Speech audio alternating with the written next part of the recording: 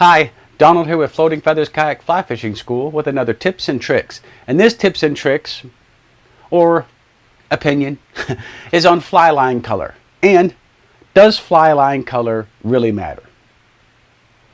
It does, but probably not the way you think. Doesn't really matter to the fish. All right, this has been debated. It will probably be debated forever.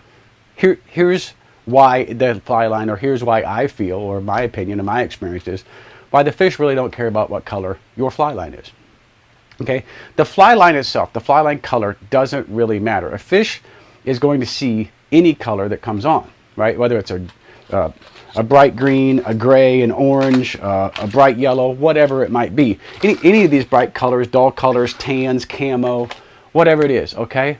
The fish is going to see any disruption on that water surface. They're going to see the shadow that your fly line causes on the water. And if it's a floating line, they are definitely going to see the difference because it's going to displace water when it's sitting on the surface of the water. So you've got a lot of things going that the fish are very attuned to, okay?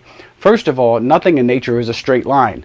So when you cast your line and it goes straight out in front of you and hits the water surface, it doesn't really matter what color it is. The fish see the motion. They don't necessarily see the color.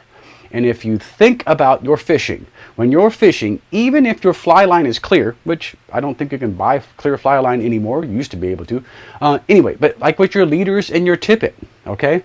There's a reason that you use really small tippet for spooky fish and really big tippet for big fish, right? One is strength, but two is also visibility, okay? If you're using a leader or tippet that floats, right? Let's say you got a floating leader, or that it floats on the surface. Even if it's perfectly clear, it's going to cast a shadow down below it because it's different color than the surface of the water. All right, so that is kind of where the fish doesn't really care what color your fly line is. If you're spooking the fish, it's probably not your fly line color, it's probably your presentation. And I'm not trying to be mean, I'm just trying to be honest, okay? If you're trying to cast to a fish and your fly line goes over that fish, it doesn't matter if your fly line was perfectly clear. It's the fact that the movement is out of the ordinary for that fish, and when it hits the surface, it displaces the water and moves it. If you're fishing with a sinking line, yes, it will sink. It will sink, you're right. And the clear line, or the intermediate clear tip sink tips, things like that, once it sinks, it does make a difference to the fish because the fish can no longer see it, or they can't see it as well if it's clear. Okay, but getting that fly line or that sink tip to actually sink, it must hit the surface first. And when it hits the surface, it causes surface tension, and it breaks the surface when it starts to sink. That's what the fish see, is the motion. They don't see the color. And even if they saw the color, they don't really care. They don't. Right? It's not the color that spooks them, it's the motion of the line that is out of the ordinary for them. So if you're spooking fish when you cast to them, if you're casting over a fish and the fish move and the fish spook, try casting shorter distance so you're not casting over the fish.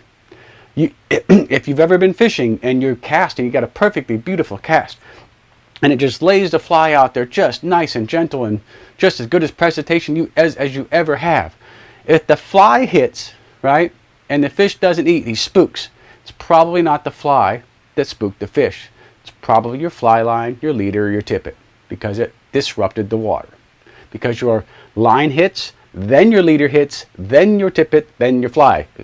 Think, right? Your fly doesn't hit first and then everything follows, right? No, it loops out. So that breaking the surface of that fly line or that leader is what's causing the fish to be spooked. It's not necessarily the color. Now I say that with tongue in cheek because it does matter what color it is, but it's not to the fish. It's to the person fishing. So, and usually this is for me, especially in saltwater. Now freshwater, I'm not too concerned about, and I'll get into this a little bit more. But for saltwater fishing, especially when you're fishing for large fish, your tarpon, or aggressive fish, or spooky fish in the mornings like snook or things like that. You're fishing in the surf or you're fishing in the flats. I like a really high vis line, like extremely high vis, like this, which is really easy to see. It's a very kind of peach. I don't even know what color that is. It's tropical colored. Excuse me. But the reason I want that is that I want to be able to see my line, because a lot of times when I'm using like a sink tip or a heavy fly, or even if my fly line is a sinking fly line, I want to see where my fly line is, because I can't necessarily see my fly. Okay, and this is true if I'm using streamers and things like that in freshwater. Okay, I want to be able to see my line wherever that may be. It's saltwater, it's especially difficult because there's waves, especially when fishing in surf. You can't necessarily see the fly at all times. You can't necessarily see what your fly is doing when it's under the surface of the water. But I can use my peripherals to really quickly see this and know where my fly line is at all times. All the times. I don't have to focus, I don't have to look. But if it was this color, right, or this color, and I'm in a shaded, treed area, I will never be able to see this, or a moss-covered pond in freshwater, I will never be able to see this. So it's very hard for me to see my fly line peripherally. I have to really focus on it, and I shouldn't have to do that. I want to focus where the fish is supposed to be. So by using my peripherals and understanding that that fly line is going this way, I can quickly know exactly where my fly is, and judging by the way the fly line is moving, I can understand and predict and know what my fly is doing.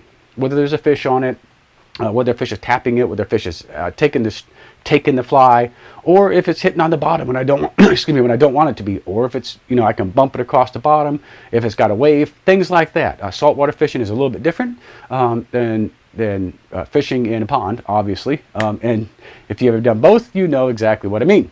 The waves really disrupt your fly line, even if you're using a sinking fly line, intermediate sinking fly line, sink tips, intermediate sink, floating line. It doesn't really matter.